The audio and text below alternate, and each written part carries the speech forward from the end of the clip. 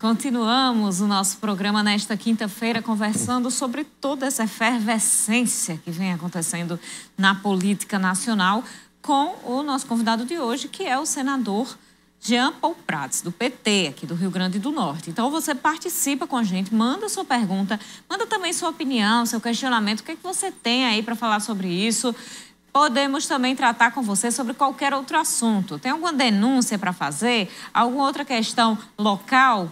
Então, conversa com a gente nesta quinta-feira. Você sabe que faz parte do programa de hoje. Carol, vamos falar agora sobre as duas CPIs que estão ativas na Assembleia Legislativa aqui do Estado. Vamos começar pela CPI da Covid aqui do Rio Grande do Norte, que ouviu hoje duas pessoas acerca de 2 contratos do governo do Estado para aquisição de materiais para abastecimento da rede de saúde potiguar na pandemia do novo coronavírus.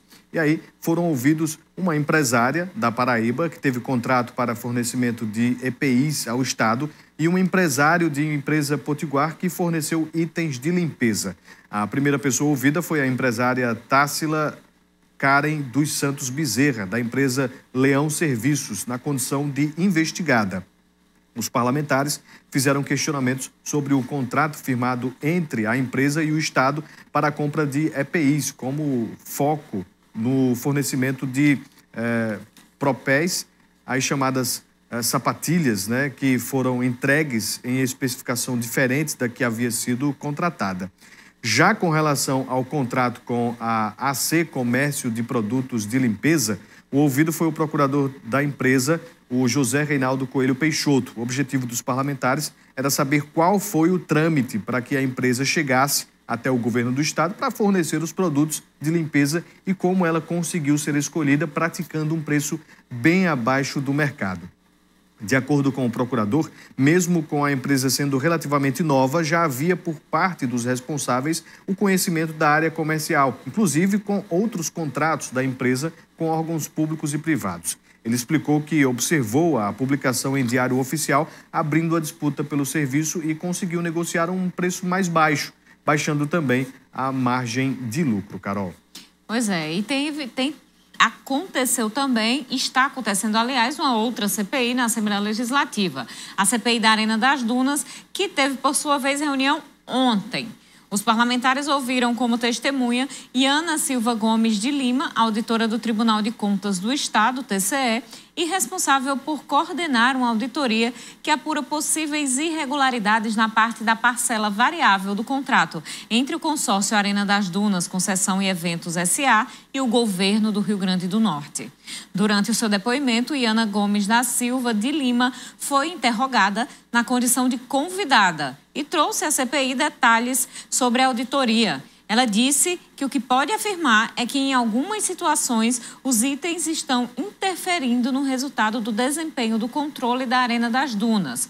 Outro ponto destacado foi o descumprimento das cláusulas contratuais, foi o que revelou a auditora. Iana Silva Gomes de Lima ressaltou ainda a negativa do consórcio Arena das Dunas e Concessão e Eventos sobre a entrega de documentos para a auditoria. A CPI da Arena das Dunas foi criada para apurar possíveis irregularidades na contratação da construção e manutenção da arena de futebol. Participaram desta 8ª reunião, que aconteceu ontem, quarta-feira, os deputados Isolda Dantas, Coronel Azevedo, Kleber Rodrigues, Subtenente Eliabe, Tomba Farias e Getúlio Rego. Seguindo agora aqui com nossa entrevista com o senador Jean Paul Prats, que está conectado com a gente de forma remota, nossa entrevista de hoje. Senador, em relação ao assunto que estávamos conversando no bloco anterior, o presidente Jair Bolsonaro, como o senhor mesmo afirmou, ele costuma inflamar sua militância, seus apoiadores, e depois dar uma recuada. Aí ele vem tendo esse comportamento ao longo dos anos. Daí na sua gestão. Na última terça-feira, creio eu que se chegou aí a um dos ápices dessa inflamação.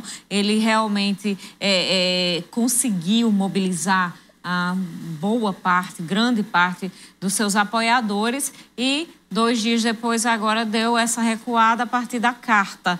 O senhor acha que essa situação de crise, de incitação à oposição, ao STF, todos os questionamentos que têm sido feitos à Justiça, ao Poder Judiciário de forma geral, se encerra com essa carta? Olha, Carol, infelizmente acho que não, porque esse é um comportamento chamado quanto mais, repetitivo, eu diria até um pouco doentio, né? Agora, se não é doentio, pelo menos é uma estratégia muito bem pensada, que é o seguinte: toda hora que eu tenho um problema em alguma área, eu encontro um culpado que não sou eu. Então, por exemplo, na questão do vírus, era a China. Depois, a questão da inflação dos alimentos, a questão era porque a pandemia. A questão do combustível, encontram culpado governadores, porque não querem zerar o imposto do combustível. Isso é um absurdo completo. Zerar o imposto de combustível fóssil é antiecológico, antiambiental e é antieconômico. Essa é uma das principais receitas que os governos dos estados têm. Então, você preconizar, e aí por aí vai. A inflação, esses dias, disseram que a culpa era dos indicadores, né? Contestou-se os indicadores do IBGE. Os números da pandemia até hoje são dados graças a um consórcio de imprensa, porque quando foi colocado para o Ministério da Saúde fazer, aquele sujeito que alugava carro lá da Localiza entrou no governo só para manipular números da pandemia e começou a dizer que as mortes não eram mortes, que os casos não eram casos. Enfim, tudo é distorcido e tudo é transformado em conflito com alguém. E, mais recentemente, tem sido a urna eletrônica, agora o STF. Então, daqui a pouco vai ser um outro culpado, vamos ter outros conflitos, que essa é a forma que o presidente Bolsonaro encontra de justificar os seus fracassos. Então, é muito difícil você lidar com um presidente que o tempo todo entra em conflito, ao invés de procurar ajuda, ao invés de procurar consensos, ampliar sua base de apoio, ele fala para dentro da sua pequena e cada vez mais restrita base, consolida cada vez mais essa espécie de fanatismo, mas para fora passa a impressão e a realidade de que está em conflito com todo mundo, com o Senado, com a Câmara, e depois acabou cooptando com o Centrão, acabou se pacificando com a Câmara, com o presidente atual, mas antes era o Rodrigo Maia, que era o culpado também. Então são vários culpados desfilando perante semanas, e não é uma questão de um ano, de meses, de um semestre. Toda semana tem um culpado para alguma coisa. A crise energética, a culpada é São Pedro. Ora, o regime hídrico brasileiro é conhecido de todos. Ele é perfeitamente previsível. Foi-se o tempo em que o Brasil ficava longe dos satélites, ficava numa posição diferente, oposta aos satélites principais, que eram do hemisfério norte, e a gente tinha dificuldades para previsão meteorológica. Hoje, as nossas previsões meteorológicas são muito precisas. Elas permitem ao agronegócio, por exemplo, e a muitas outras atividades, trabalhar perfeitamente. O regime hidrológico é perfeitamente previsível. Já estava prevista essa seca que está acontecendo agora, que culpa São Pedro, desde metade do ano passado. Então, a gestão da energia, por exemplo, que nos leva agora a pagar a bandeira mais do que vermelha, né? Porque de vermelha já tinha passado, então criaram uma outra mais que vermelha para a gente pagar. Combustível a R$ 7,00, gás de botijão, que é o gás de cocção, que a maior parte dos brasileiros usa para cozinhar, a R$ 120,00, um preço que nunca se viu, tudo dolarizado, tudo precificado a preço internacional. Então, o resumo, este é um governo frouxo, é um governo que não governa, é um governo que deixa acontecer. Tudo ele diz, é o mercado que vai se regular, é fulano, é o preço internacional, não é culpa minha. Então, por que o governo está lá para quê? Se não é para governar. É para vender estatais, é para vender os Correios na Bacia das Almas, é para vender refinaria, é para fazer favor para alguns tipos de grupos específicos empresariais ou setoriais que depois trocam isso na forma de apoio, botam carreta na rua, carreta de frota. Você viu que as carretas eram todas iguais, branquinhas, com a bandeira pintada no mesmo lugar, né? Enfim, então qual é o jogo desse governo? O tempo todo deixar as coisas acontecerem, provocar crises, para depois tentar o consenso já num momento de crise. Isso é muito difícil de tolerar. O mercado mesmo já respondeu. A bolsa caiu, dólar subiu. Ninguém mais acredita que esse governo possa ser capaz de conciliar o país. Senador, o segundo ponto colocado nesta carta divulgada hoje pelo presidente da República foi sobre as divergências que decorrem de conflitos de entendimento acerca das decisões adotadas pelo ministro Alexandre de Moraes no âmbito do inquérito das fake news. Essas divergências do presidente com o ministro, elas existem também de alguns entes políticos, tanto da oposição quanto de governo, que criticam não o fato das investigações das fake news, mas a questão de que o STF investiga, o STF pune e o STF toma todas as decisões sobre este inquérito. Explica para a gente qual é o dever do ministro do STF dentro deste inquérito. Para entender isso é preciso entender perfeitamente dentro do mundo jurídico o que é crime e o que não é crime. Porque a liberdade de expressão vai até um certo momento. Vou explicar de forma bem simples. Existe também o direito de ir e vir, não é verdade? No entanto, o direito de ir e vir, ele não é tolhido, ele é guiado por regras de trânsito. Você não pode andar na contramão, aí em Mossoró, numa avenida movimentada, que é de lá para cá, você não pode andar de cá para lá. Isso não é limitação do direito de ir e vir, isso é a organização do trânsito, regras minimamente saudáveis para que as coisas funcionem.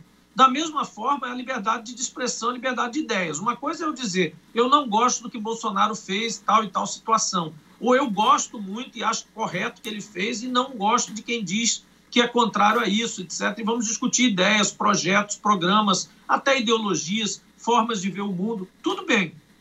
Agora, quando você passa do limite para declarar a morte de pessoas, quando você começa a ameaçar membros, isso foi o que aconteceu, as prisões que o presidente chama de prisões políticas, não são prisões por divergências políticas, são prisões por crime que está tipificado, quem é advogado sabe o que é isso, tipificado no Código Penal brasileiro. Não é uma lei nova que apareceu ontem. Está lá crime de injúria, crime de calúnia, crime de difamação, crimes contra a honra, do capítulo crimes contra a honra, e o crime de ameaça. Então você não pode dizer, eu vou invadir o STF, vou matar, fuzilar esses caras são isso e aquilo, eles têm que morrer na ponta de uma lança, isso e aquilo. Esse pessoal, especificamente, fez isso. Essa conduta está tipificada como crime comum, crime penal. E é por isso que leva à cadeia, seja por juízes de primeira e segunda instância, seja pelo Supremo Tribunal. No caso, eles foram atacados e eles têm a forma de se defender desse processo, desses crimes contra a honra e desses crimes de ameaça, é essa. E o crime de responsabilidade do presidente também foi incorrido, porque o presidente também se rebelou contra decisões judiciais, disse a todos, a plenos pulmões, que não cumpriria mais decisão judicial vinda desse ou daquele ministro, não importa qual é o ministro, é a casa, é o poder que está representado através daqueles ministros, goste você ou não dele, da mesma forma como eu gosto do presidente, nem por isso vou sair dizendo que vou matá-lo por aqui ou por ali. Então, há um limite nesse direito, nessa liberdade de expressão, que encosta no crime de ameaça e no crime contra a honra. Então, essa distinção é bom que se faça. Até o momento em que você diverge do presidente, diverge de planos, reclama que o presidente está injustiçado por isso ou por aquela razão, atribui até inimigos falsos ou inimigos imaginários, né, os insucessos do presidente, até aí é tolerável. Agora, quando você passa do ponto... Eu tive um depoimento importante. O jornalista internacional do The Guardian veio me entrevistar e disse, eu fui à rua como repórter, pessoa comum, lá em Brasília, e peguei depoimentos de malucos, que eu só posso crer que são pessoas malucas, dizendo para mim, olha, grava aí e mostra para todo mundo. Pode gravar que eu me responsabilizo. Esses caras têm que ser fuzilados num paredão, os senadores do PT e os ministros do STF. Isso foi contado e gravado por esse correspondente internacional. Ora, isso é grave. Aí você diz, mas então quer dizer que eles vão ficar caçando de bar em bar quem está aí conversando sobre política e falando essas coisas? Sim, mas na verdade você não pode, mesmo num bar, mesmo num pequeno bar com 5 mesas ali, 3 ocupadas, você não pode sair bradando que o Vonúvio é isso, que a Carol é aquilo, em plena sociedade, perante todo mundo. Isto é crime contra a honra, isso é injúria. E se for acusação de crime, é calúnia. E isso dá cadeia. É simples assim. Vamos fazer um intervalo. No próximo bloco, a gente ainda continua conversando com o senador Jean Paul Prats.